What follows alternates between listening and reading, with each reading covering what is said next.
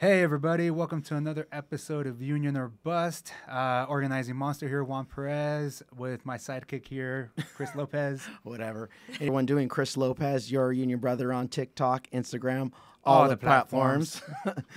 Welcome to another episode of Union or Bust, and we have some special guests. We have Lilly Irani from the UCSD Labor Center, and we also have Satomi Rash-Zeigler from the UCSD Labor Center also.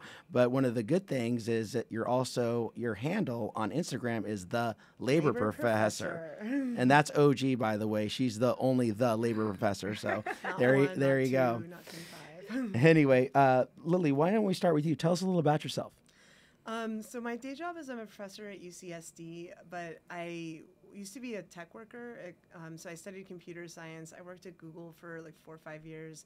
And then I was kind of like, what the hell is this Silicon Valley doing? And I went back to school. So a lot of the work that I do now is trying to, I do a lot of research on AI, tech platforms, and the impacts they have on our work and on how we relate to each other. But I also try to help unions, community organizations fight for the tech that they deserve, but also fight to get the resources to build the tech that we actually need instead of what for-profit corporations decide we should have. Awesome. And now we have our returning guest. Okay. Satomi, basically, I remember when she first came on the podcast, we were like, oh my gosh, we got Satomi. We made it. Excited. We're all excited. So now, Satomi, tell us a little about yourself for the people who have not seen you on the podcast before. Well, my name is Satomi, and I'm currently the executive director of the UC San Diego Labor Center.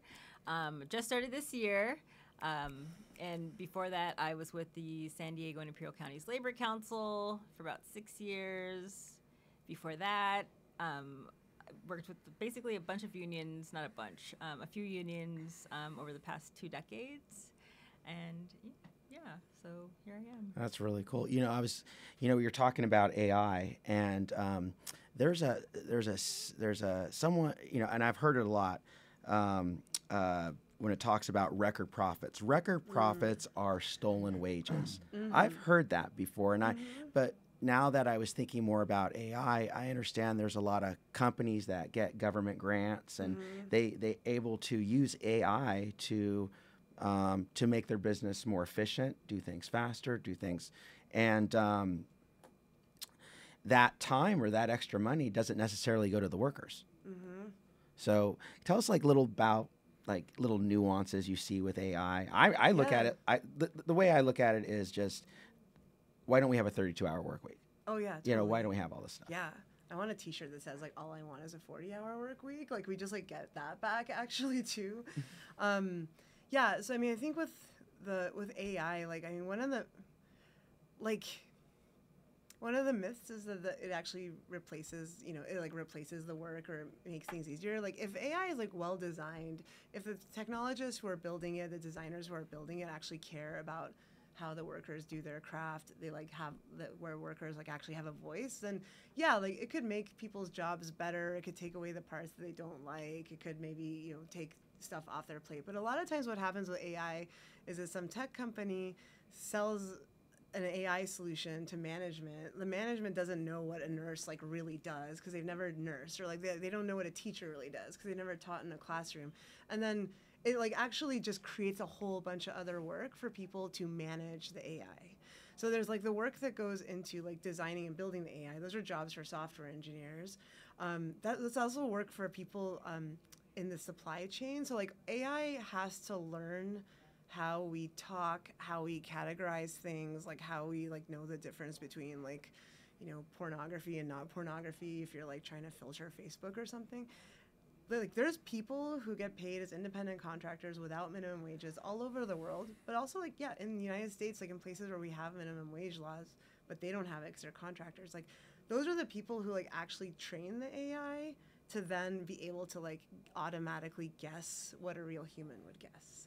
So AI is taking some work away from where it used to be, but it's actually creating a whole bunch of work in that supply chain to train it up. It's creating software engineer jobs, and it's creating a bunch of work for people who have to kind of fix the problems that the AI has, or maintain it and calibrate it. So we don't often like recognize all of that.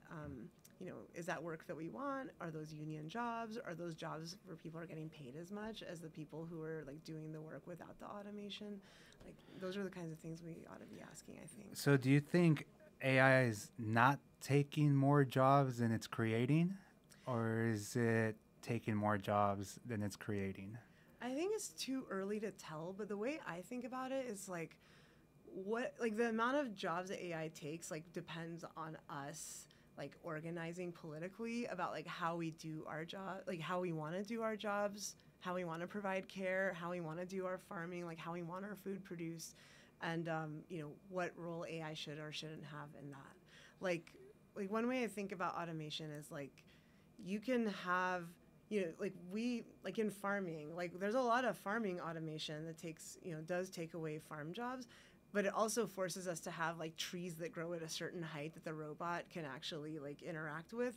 And it forces us to have fruits that are like bred to have a certain skin thickness because the robot doesn't have the subtlety of like a human farm worker's touch, right? So like, yeah, like if you never want to eat raspberries again, automate farming, you know, but like, so it's like a battle over jobs. It's also a battle over like what kinds of things we produce, like what kind of like care like we have as part of our economy, because there's a lot of things like AI might do like good enough for like the for-profit corporation to like manage and sell, but it's not necessarily going to do it the same way we would have done it if we had like the humans in control of like which parts the AI does and which parts the AI doesn't do. I guess I kind of concentrate on like truck drivers, for example. You know, it driverless. So you know, you have somebody, you know, making good money, and now future's going to come that truck drivers, you know, could be replaced by AI. Is that a way? So I'm thinking that's kind of like the way I'm thinking of it. I guess what I remember in a public administration class, there's labor. There's two sectors of labor. There's technologically progressive labor and technologically non-progressive labor. Cool. So technologically progressive labor, like as technology gets more advanced, it becomes more efficient. Kind of like building cars. Building cars in 1920 was a lot different than 2020. You know, it's just technology makes it easier to do. But you also have some jobs that are non-progressive. As it doesn't matter how advanced technology gets, you're still going to need, you know, people to, and I know this might be taken over by technology, but you know, stocking things. Yeah. You know, you go to the grocery store, for example, and there's matter. The matter has to still travel. Yeah. It still has to be bagged. Right. Bagging your groceries technology's not going to help that. I don't see that happening. Right, because like stuff's different sizes, stuff's kind of delicate. Like maybe like you're buying stuff with your friend and you're like, oh, could you put that stuff in that bag? Like, there's like a bunch of stuff that just happens in the situation that humans are good at negotiating with each other. And AI is always trying to like do guesswork to like simulate that, but you can't predict it in advance. And so like it's really hard to automate. Like computer scientists are not, like they can't predict what's going to happen like in the situation. So I think like you're right on the that. strike last year with SAG, a lot of it was over AI. And I remember there like signs that they would have, like AI didn't have step or daddy issues or things like that. Yeah, As in like they totally. don't have child trauma to create good script kind of deal. And it's kind of realistic, right? Like they say the best music and culture comes out of like bad situations because that's when you're most creative, you're most vulnerable, you're most real. This goes back to kind of like AI doesn't catch everything. Sometimes, and I'm going to say it, we all use a little bit of AI in our lives, and I use it a little bit to clip up our videos. I haven't in a while. Oh, really? Interesting. Yeah. Okay. I got recommended this one software, but it doesn't catch the thing all the time. Like it'll try to catch, but it'll totally miss it because I'm like, wait, that's not what it says.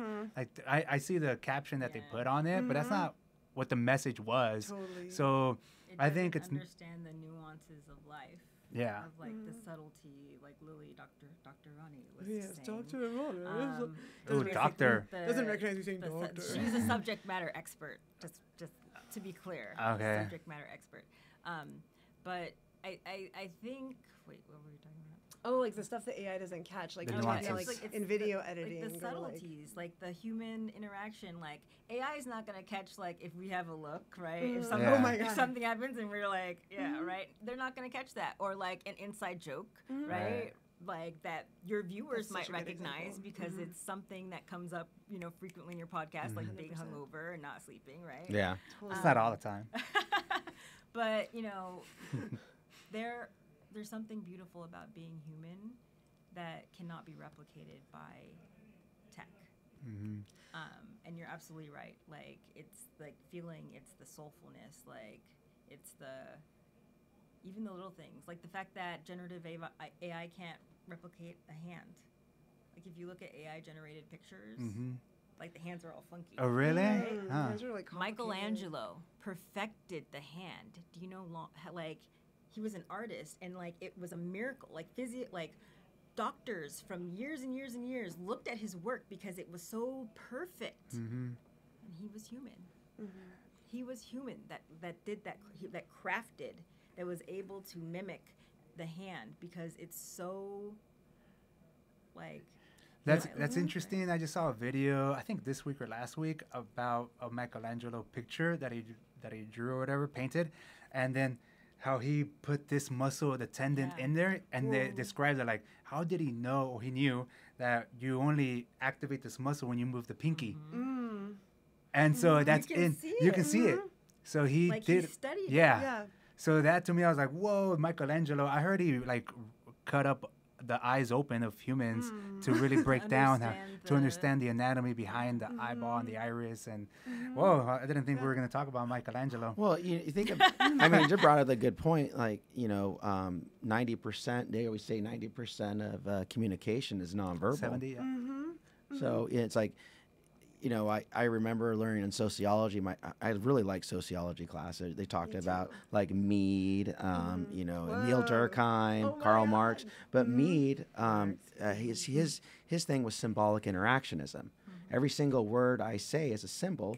It goes into your brain and you decipher it, and that is something really cool. We are actually coming to stipulations right now on a certain vernacular and able to do this podcast.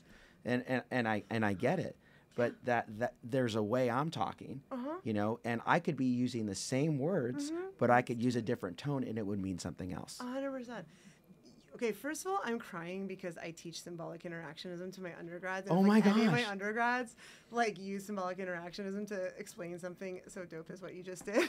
Just like, Chris Googled a there little bit is a earlier. No, way to, I like, talk sit about down. Mead all the time. What are you talking about? Sometimes I get down on That's the first time you academia. talk about that. He's hungover. Don't listen to him. I don't even know what I'm saying. 2 hours of sleep, hungover. Like just like that thing you said, like when what Satomi said about like the inside joke, like what you said about the vernacular. I just want to underline that because like everything that AI knows how to do, it's because somebody in the some engineering project decided, oh, we're gonna spend I don't know $500,000 to learn the tendon finger movement relations. Like they spend so much money to do something a person could just tell you, but we're also, even if they spent all the money to learn all the words we're using right now, we're always inventing in jokes, we're inventing slang, and so they got to spend more money to train it to keep up with that. And so at some point it's how much money should we be giving to the tech industry to keep training its algorithms up to perfectly surveil and categorize us for right now until the surveillance breaks again? Or do we need to take that money and actually give it to the care economy where we know we have elder care, we know we don't have enough child care, we know healthcare is way too expensive. Why are we donating so many resources? The federal government gives so much scientific research money to it's tech. the race where it's the race to the moon all over again. But this is the race for the best, the fastest, the smartest technology. And so we are in a technological arms race essentially. We don't know if one of these Silicon Valley techs is going to be the next Oppenheimer. Yeah. Realistically. Well, Oppenheimer had federal funding because the feds were we need to build a nuclear bomb. That stuff doesn't happen by accident. Well, they are you getting, know? but now we're seeing these public-private partnerships, and which was supposed to, for instance, I've talked about the Buffy Wicks Buffy Wicks. Negotiation. So in Canada, they actually organized or they passed a law, the Online News Act law, which was a benefit because they saw that the newsrooms were closing down. Like we see it here. Newsrooms are shutting down left and right. UT laid off a bunch of workers. Voice of San Diego laid off a bunch of workers, journalists. So we're seeing it. We've been seeing it, and it seems like we're going to see the end of print journalism very soon if we don't do something about it. If there's no intervention, and so Canada intervened by creating this online news act, essentially holding tech accountable. So you have these tech platforms where news and media are circulated, and they generate revenue because of the advertisements, but are they sharing? Is there profit sharing with the media and the content, like the media sources, right? The folks that are actually creating the content that's being circulated to generate the ad revenue? No. So Canada was like, fuck that. You're all taxed. Maybe in a nicer way. No, we'll tax you. You'll have to pay for journalism to happen. Yeah. And that makes sense. Because journalism's a public good. It's not the kind good. Right.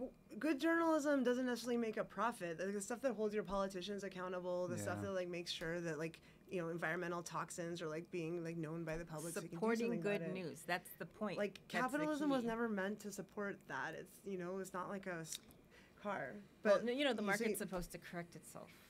Don't you know that? So that worked great. A good spot for us to throw in the sign on to our Patreon, support us, support independent media. But honestly, so you have this this beautiful piece of legislation. I don't know the details of it, so there could be some, but overall, you see $74 million is going to these news stations so that so that they can continue to do real journalism, right? Fact-based journalism, and the United States, we see that. California, we like to pave the way, which is great, I think, but can also be dangerous if we don't do it correctly. Essentially, Buffy Wicks made an agreement last week, essentially saying, hey, it's a $300 million deal that we have. It was basically supposed to be a public-private partnership with tech, so that money would go to journalism, so that the platforms would be responsible to it was supposed to model the Canadian law, but that's not how it ended. That's not how it ended. Of course, Meta decided not to play again. So in Canada, Meta did not play, and they are blocking Canadian media. Spoiled child. But in California, $300 million deal. $300 million. Guess what? $30 million is going to the newsrooms. And the rest go to AI initiatives because it's to support in-state news media as well as AI initiatives. So some of the very initiatives that journalists are very concerned about, like this generative AI, that we understand nuances, we can understand the underlying, the subcontext, especially in stories. When people are telling you a story, they might be telling you a story, but there's underlying, the subtleties of journalism. They're now being uber funded through this $300 million deal by our government. So I think that goes to the other question that I had, is our government going to save us with AI? AI is coming, it's been coming, it's taken a bunch of jobs, and I know we like to, in unions at least, we like to negotiate to protect these jobs, and we try to legislate laws to protect these jobs. Like last year, our boy Gavin Newsom vetoed that bill for driverless trucks, and UPS or the Teamsters was trying to push it, and he vetoed it. And so, but Buffy Wicks is over here funding AI for newsrooms and whatnot. Well, not for newsrooms, but for AI.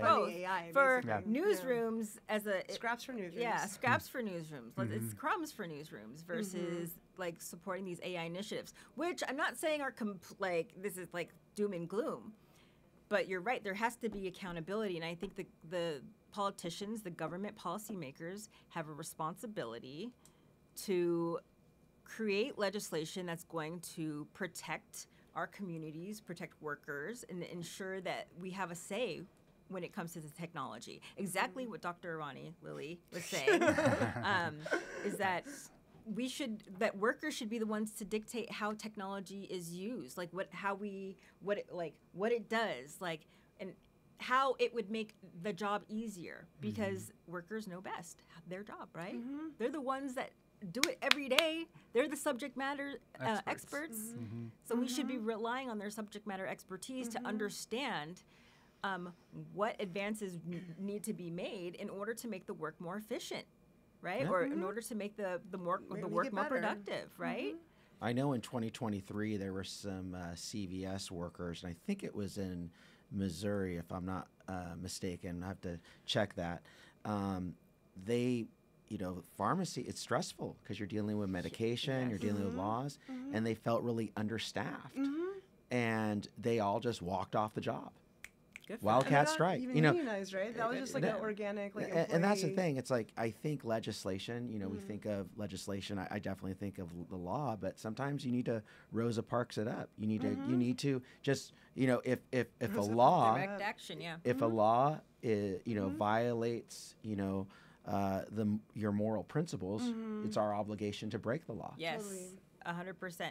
And so, yes, there needs to be regulation of some sort. So there is political, responsibility of lawmakers, policymakers, but there is also the responsibility of community folks, like community workers, to organize and ensure that there is truly accountability with the politicians that are passing these laws, right?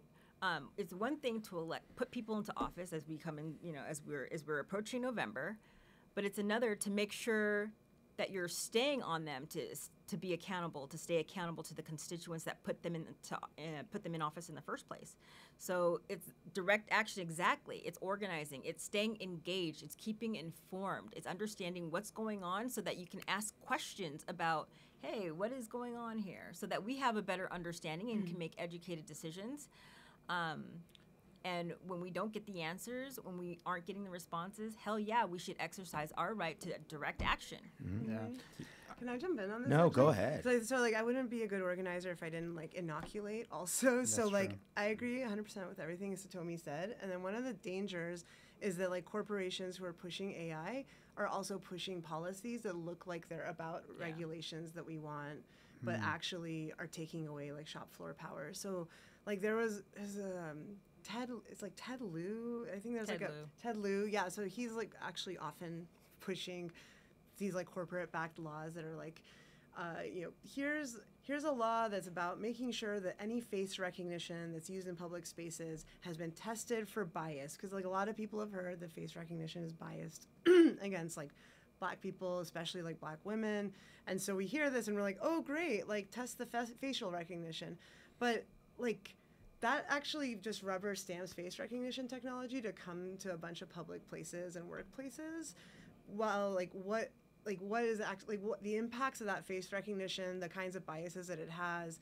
the impacts it could have on people's surveillance of workers, who they're talking to, for example, who are they organizing with, none of that stuff is actually covered by the law. And so there's laws.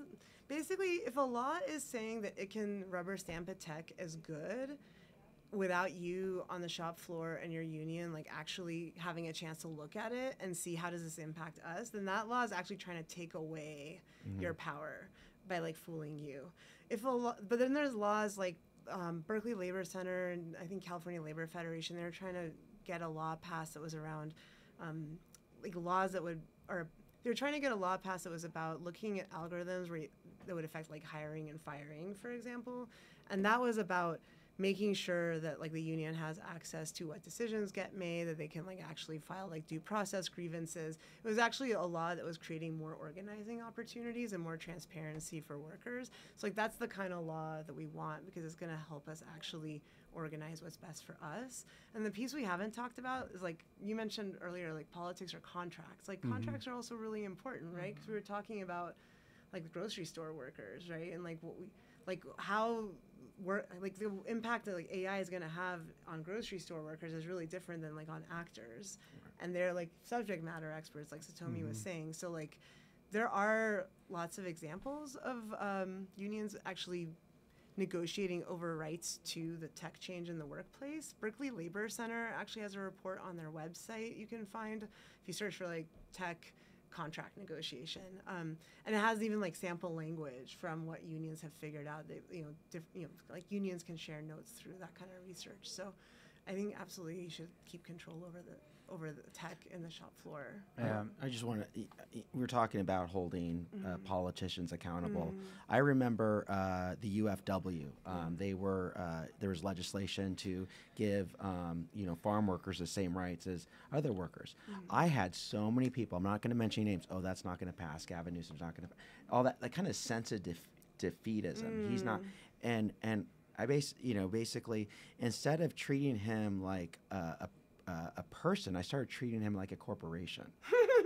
And I realized that we have to pressure, because Gavin Newsom, he has his branding, and so of course I'm like, why don't you want to give, people the same right, farm workers the same rights as, it's like, what are you doing?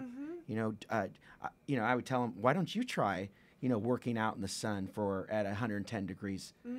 It's like I'm so over personalizing, elective, because they use their branding, they use their name, and Union or Bust, we're going to use our name too. So honey badgers. Do you feel like you've figured out the trick or the playbook to actually pressuring Gavin Newsom? Like, I 100% agree with you, but so like and it seems to me like, I used to live in San Francisco. He was mayor of San Francisco. He's like the king of the photo op. He'll like, it's like, oh, look at me. I'm the mayor who's making gay marriage possible. Photo. But then he's doing crap like, vetoing this Teamsters. I don't know. Once we started bashing them, he was supposed to run for president. So, look at him. Yeah, we took that away from him. Right. Yeah, we were talking too much shit, and he's like, "Oh man, I can't run for president now. Too much dirt on me." We have to draw the line. I really thought it was gonna be in the labor movement. We have to draw a line: what are cardinal sins and what aren't. Okay, and when you veto a bill to give striking workers unemployment benefits, to me that's a cardinal sin. You're done. Okay, and that's the labor movement. That's how strong. So we just have to keep. Saying what he did. Some people go, oh no, well he's done that. I go, no, you're taking food off the table. I mean, people can't pay their rent. They can. I mean, how much is unemployment? What, $450 a week? $450 a week? Is that enough to even buy groceries for a month? So it's just saying, hey, and then having people back you up. And I think that's what happened with UFW. He wasn't going to sign it. He actually vetoed it before. But all the pressure we were putting on, retweeting, sharing. I go, me going on. I make so many TikToks. That's when I was on getting in my TikTok groove. But letting people see, you have to put a spotlight on certain issues. And I say this all the time, and this is probably like symbolic interactionism also, but I think you've ever seen grass blowing in the wind, right? But every single blade of grass makes a sound. Well, those are all the problems of the world. And if you had to listen to every single blade of grass, the sound would be deafening. So in the labor movement, we have to put a spotlight on kitchen table economics, because the distractions from all parties, that's what they capitalize on. Okay. Do you feel like AI is kitchen table economics, based on the conversation we've been having, like what y'all are hearing about? Like, what do y'all think? When I think of kitchen table economics, I think of food, drink, shelter. I think of Abraham Maslow. I think of those are the basic fundamentals of human existence. That's what I feel, and that's where this podcast is. Safety needs. I mean, look what's happening. People can't pay their rent. There's a homeless problem. We have to put the spotlight on. Otherwise, the spotlight's going to be on things that no one's ever going to agree on. So now that everything is doom and gloom, they're taking all our jobs. They took our jobs. AI is coming in for all of our jobs.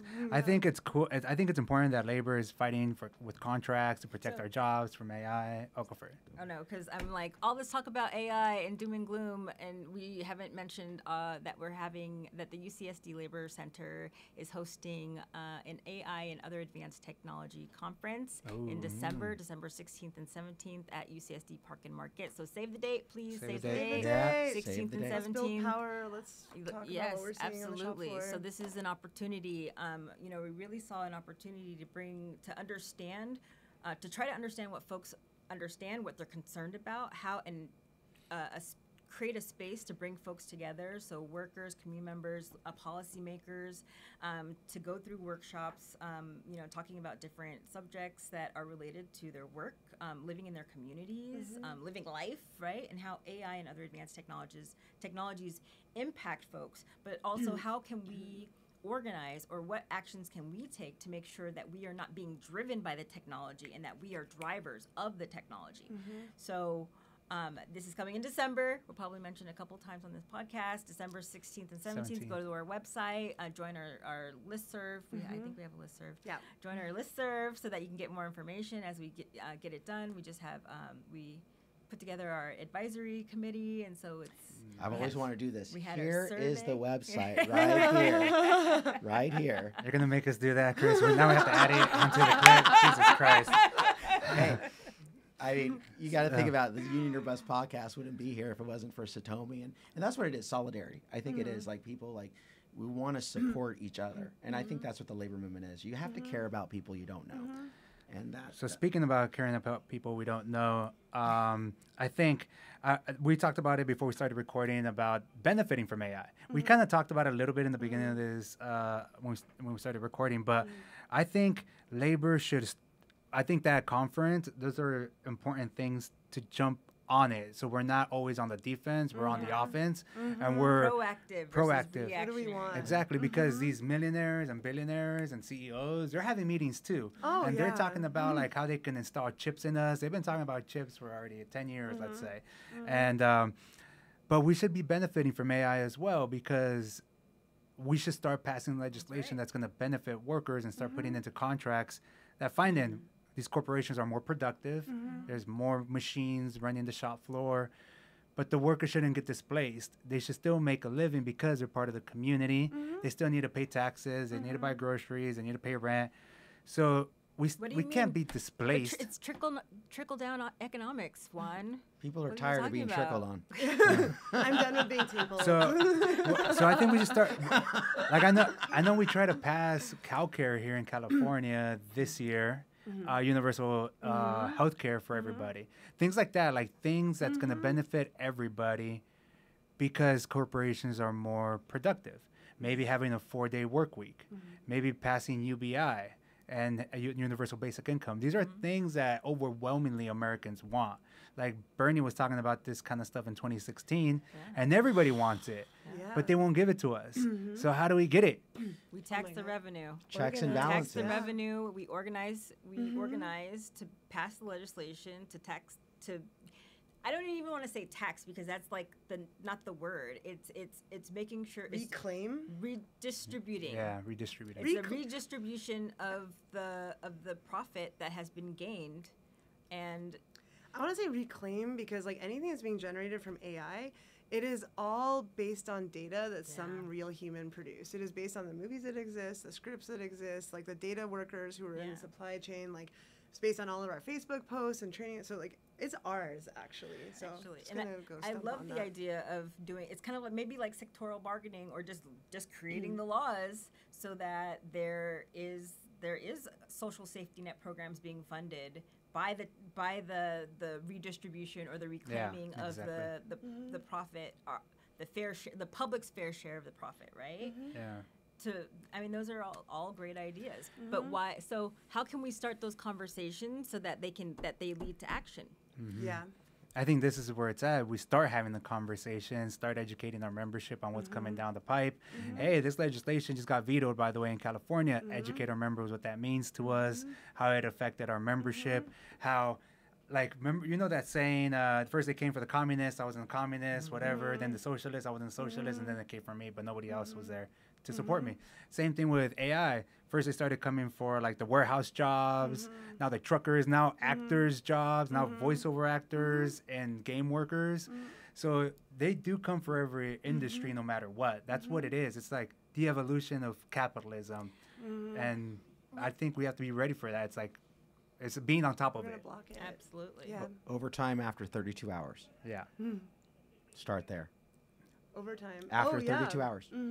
Period. I'm not saying 30. It could be a 32-hour work week, but how about overtime after 32 hours? Yeah. Because Can I just say, like, I also feel like this is the reason why, like shop floor organizing and like political education about tech is like actually really important, because I feel like a lot of these tech conversations, in my experience, are happening like in New York or in San Francisco or like in Sacramento, but there's these like organizations that like do a lot of advocacy work, but there isn't like organized power behind it to like make significant demands. And so it's always about like, well, what's viable right now? Like the fact that we're even talking about like regulation being, let's like tweak the AI biases, instead like we need to be pushing for this like UBI stuff, but that actually requires like everyone to see the connection between like capitalism, technological change, and like what their boss is going to push on all of us if like we are not organized to fight back. And so for that, like we all got to be talking about tech locally. Like it's not just the engineers, it's not just the wonks. Yeah. And it's been just the engineers and the wonks for way too long. So I saw this documentary, and this whole episode, this whole shoot, I've been trying to remember what it was called, but it's on Netflix. It's a 3-series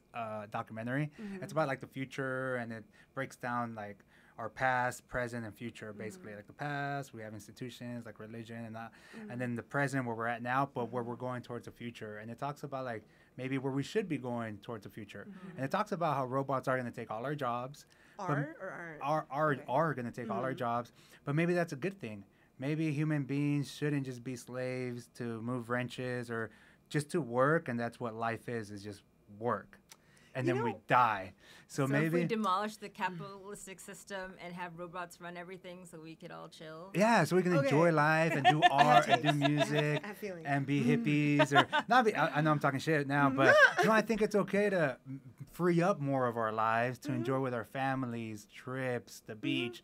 We take trips to go to the beach because we enjoy nature. That's in our minds. Like we love that as human beings.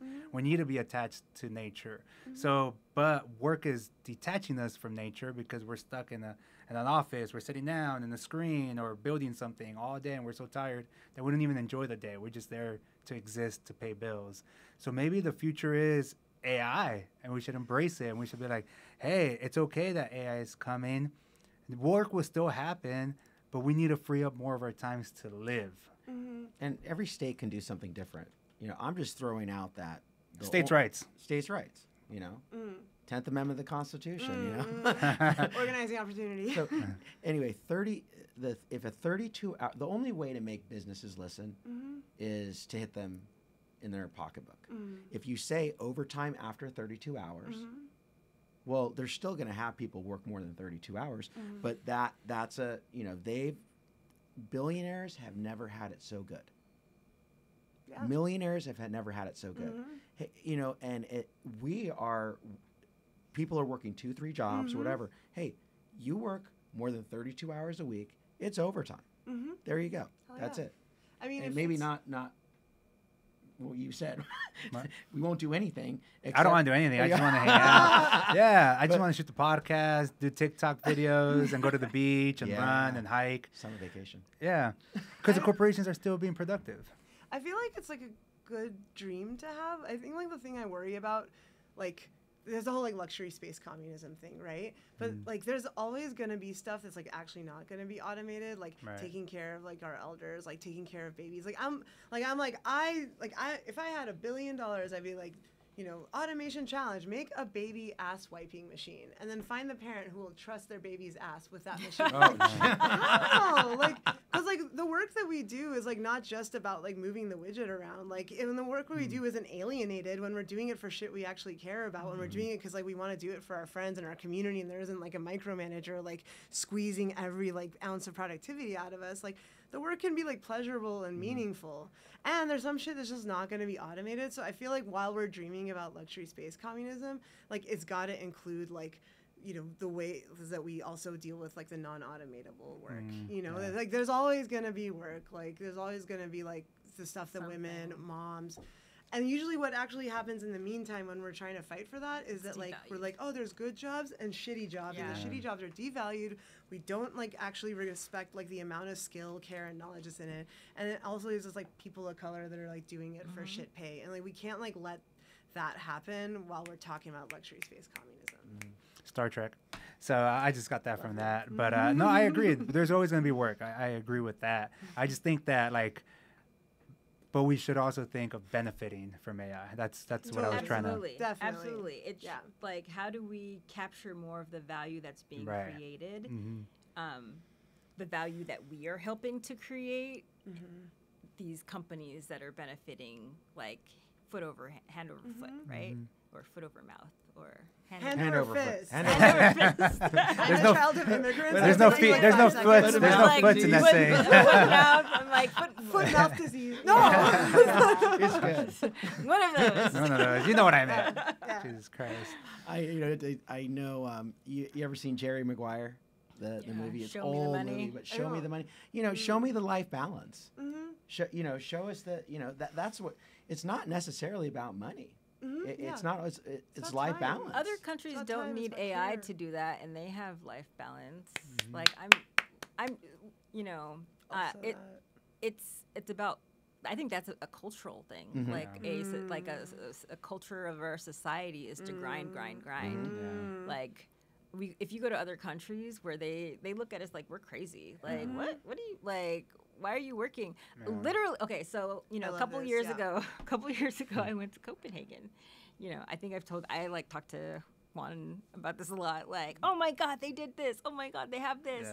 Yeah, and if you work past 4 o'clock, they look at you like you're fucking crazy. Like, can't you get your work done in time? Like, why are you still here? Like, people have lives, and they go. Whereas here, I remember, especially in this building, I'd be the last person out the building. There'd be no cars around. Anyways, nobody knows where we're at. Nobody knows where we're at. Undisclosed location. It's true. I mean, labor has to stand. I do it as a joke, but as fun too. I make sure I take my union authorized breaks.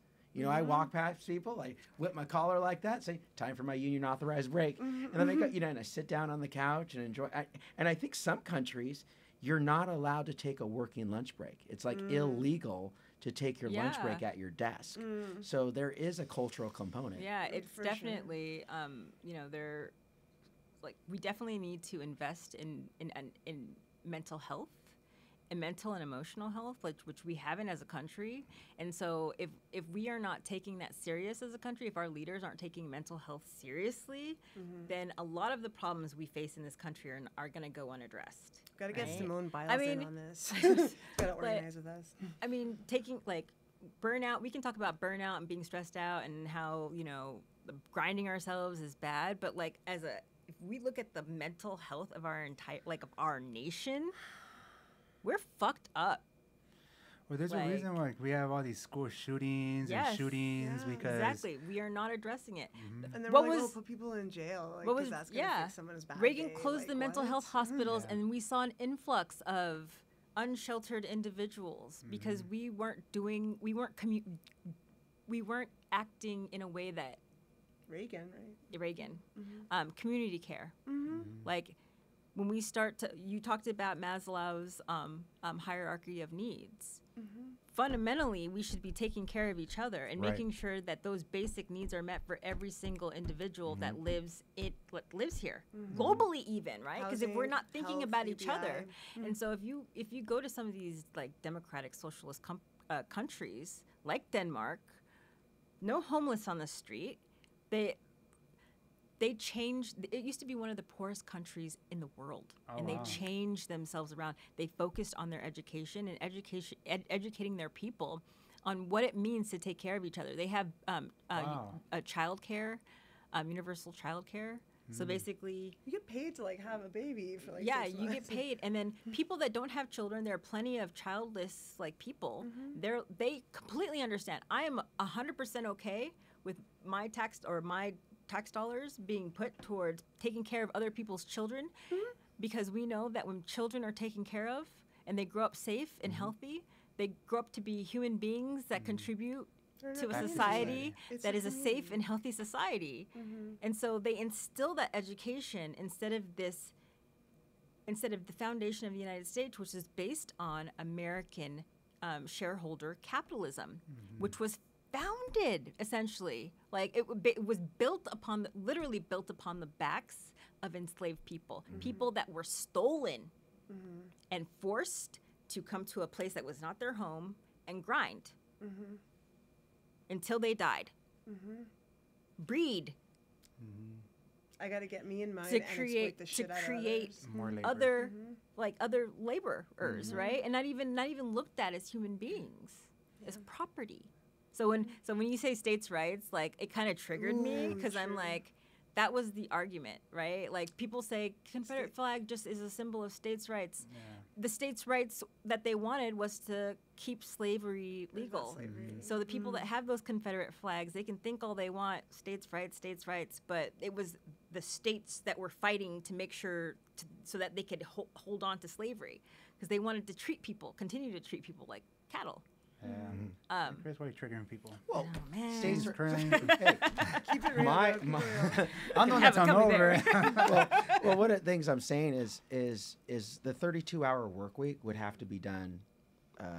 You could have it national, but you could also try it out in states. Like California's as big as a country.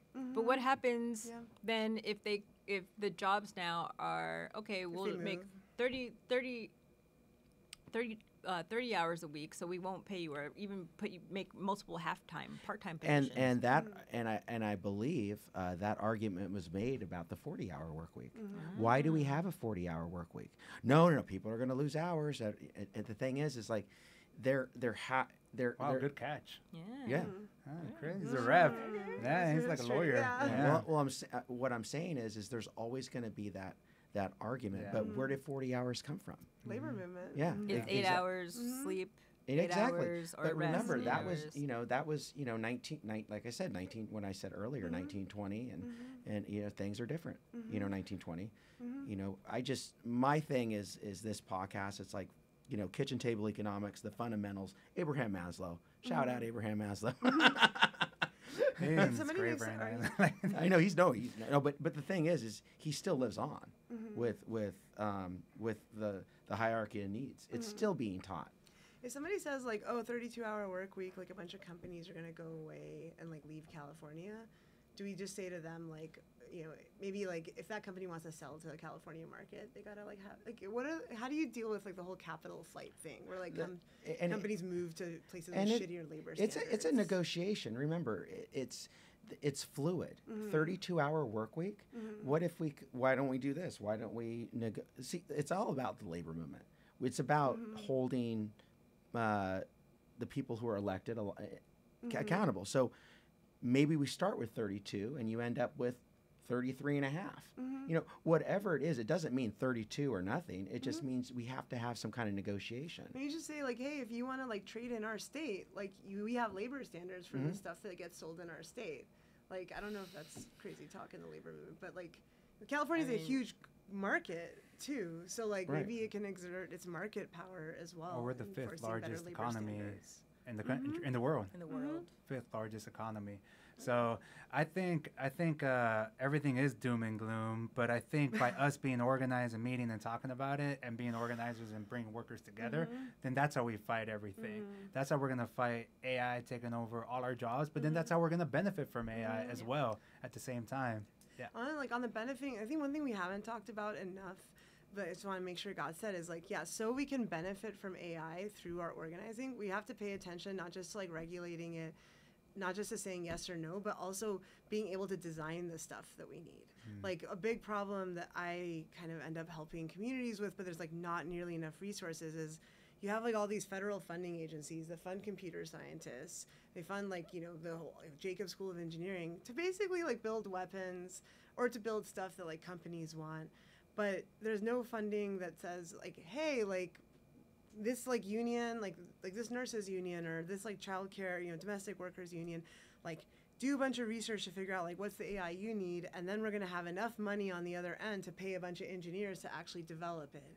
Or like, AI that maybe wouldn't be profitable, like super profitable, like we're not gonna get that unless there's like public resources put in to make sure that the stuff that gets built is stuff that actually is what's going to make our jobs better, what's going to make our lives better. So we got to push on that. Like that's like in pipe my big dream. Like no, I think you're too. absolutely right, and I think it goes back to a culture change and understanding how we place value on certain things. Like we place value, like the United States place value on weapons, right? Because they're in this race to be number one. With tech, you know, it's because everything's a race, everything's a competition. But I bet if there is a competition to be the best providers, like the care providers, like, you know, but it's like shifting what we value as important, and that takes a societal shift as well. I think because it's going to take the masses to push the leaders into a place where we start thinking about like this is like care work is valuable, right? And so we should have a shit ton of government resources going into understanding how we're going to deal with. I know it's an offensive term, silver tsunami, but the influx of retirees that are going to soon, you know, happen upon us, right? And we don't have enough caregivers. That's also why you see like organizations like UDW, because of their very robust organizing program, are as well growing. They're like 100,000 members. 100,000 members in the state of California. That's insane.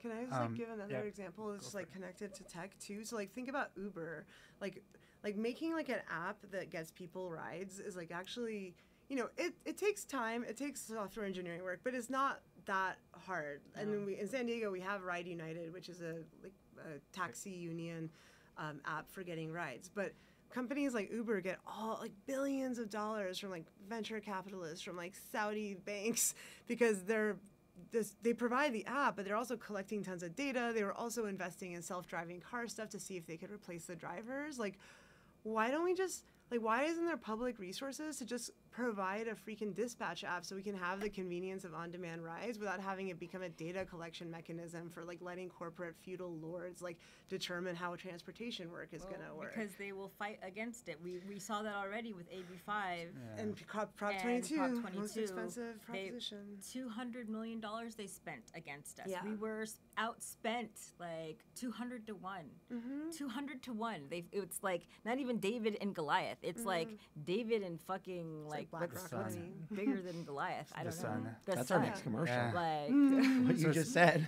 So speaking of like cultural shift in society, I think we're in that period in society where union approval rating is the highest that it's been since the 40s or whatever.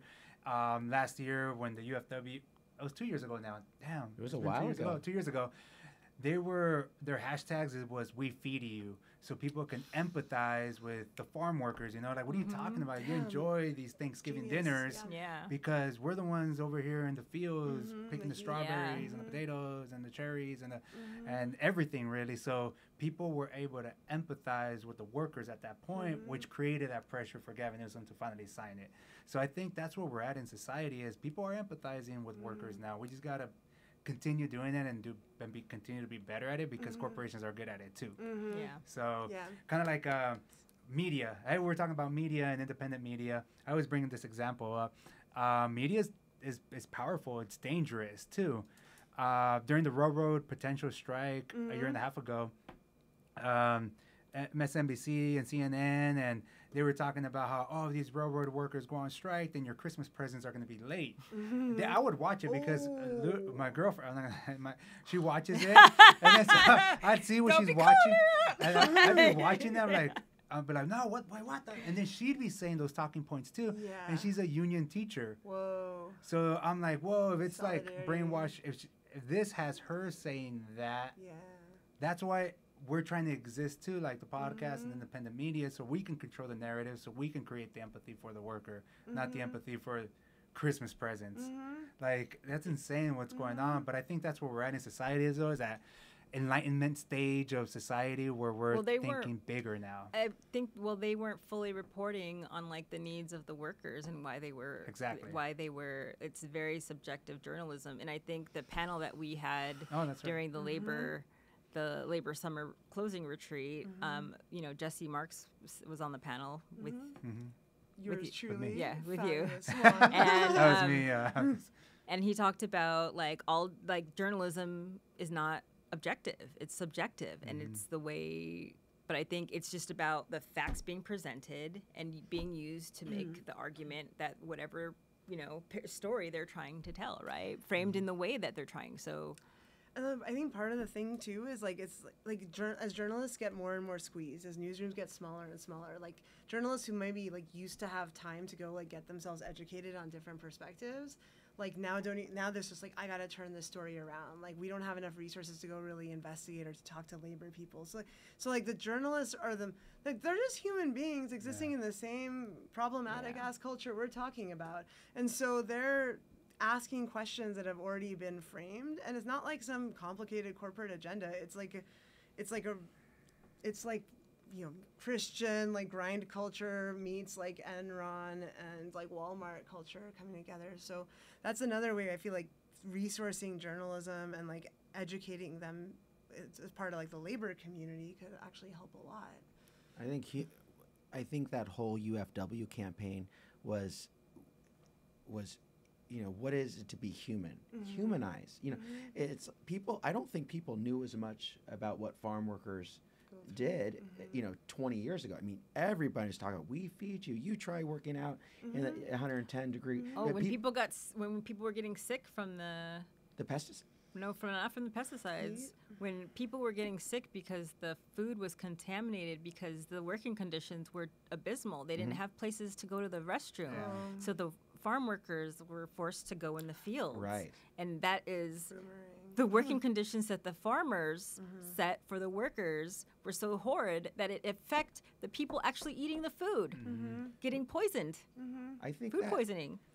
AI is not going to help with what's it like to be human. That's not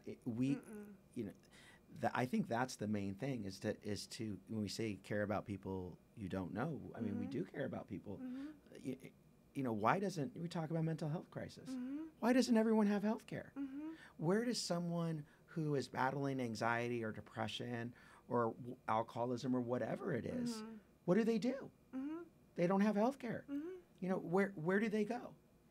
Yeah. And I think like, well, Juan, what you were saying was kind of like, I mean, what you said and what you said are like a little bit in tension, because you're saying that like maybe AI could actually help us have more time to do the stuff that we want to do, right? But like, I agree with you, and I think like if somebody's like making the argument that like some AI can help us do more of the stuff that they want to do, like they should have to prove that like, okay, like this is like the super specific thing we're trying to do. Here's how much social resources is going to have to go into developing it. Like if it's going to cost like $7 billion to like automate somebody, like, to automate somebody driving, like, is that really like where the truck drivers and the community of people who need driving labor, like, is that where they want those resources put? Or would we rather have it be put into like free mental health care or something like that, so you don't have to wait like 3 months for a therapist? If you're, like, I think like we have to force the people who are telling us AI can help us to like get super specific with us and super real about the costs. Well, I think it's part of what you were saying earlier, that we have to be at the table, part of the discussions when we're writing this legislation, and be part of these bills that's going to give these people, these corporations, money for research. We have to be part of all of that. We can't just like say we want something and trust that they're going to do it, because they're not going to do it. Do not trust. No, don't trust. No, don't trust. I worked there. Do not trust. I have trust issues. I gotta say, like, as a former tech worker too, like, there's a lot of us like in tech who like don't want to build evil shit. We don't, but like, so like we actually, I mean, when I was working in tech, like there, we were totally like unorganized, didn't know crap about like unions. I learned a lot about it from UAW when I became a grad student, but like, we were being told to build a bunch of stuff that like we were like, this is stupid. But like we could only push back so much from the inside, and so having people like from the inside pushing with you and having people from the outside pushing together, it could be powerful. Cool. So I'm getting text messages from Ricardo, and he's over there texting me. So any last words, any last things you want to put out there or plug? I know, Satomi, you mentioned that conference in December, but AI conference December 16th and 17th. Go to the Labor Center website. So it's open for everybody? Yeah, tickets aren't available yet. It's just save the date, Gotcha. but it'll be open, and they'll be able to purchase. But the tickets were really kind of limited. It's not a big venue, and we're anticipating it to sell out pretty quickly. All right. Well, when you get something, send me like an advertisement. I'll make you a really cool TikTok. Oh, really. cool. All right. Cool. Thank you. Thank you. Okay. Cool. Well, thank you all for coming on. It was awesome having you on and having a wide discussion on AI and the future. And we solved every problem here. Thanks for having Right us. on. Yeah, I feel like Problem solved. Let's go. Yeah, wanna- let's go. Let's Let's go. drink a afraid beer. for y'all's platform. Let's go. All right. Well, that was another episode of Union or Bust. Thanks for listening. And make sure you like, subscribe, share it. Sign on to our Patreon, patreon.com/UnionOrBust podcast. All right. Thank you. All right. See you. Cool. Woo! Cool. That was amazing. fun.